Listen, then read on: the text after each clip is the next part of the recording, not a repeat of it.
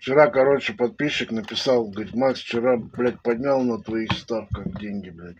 А потом, блядь, стал дальше играть, все слил.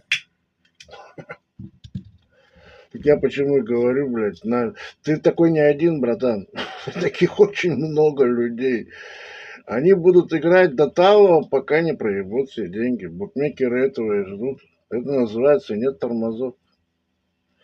Макс хоть может и забухать, блядь, и кайфовать, нахуй. Но если он уже с утра взял ставочки, он больше не ставит. То есть вот я, допустим, сегодня взял, да, 4 ставки. Как бы там ничего не было, блядь, даже если они все 4 проебут, даже если они все 4 выиграют, без разницы. Я больше сегодня ставок делать не буду. То есть это называется, блядь, тормоза, игра на дистанцию и вся такая движуха. Играй грамотно, братишка.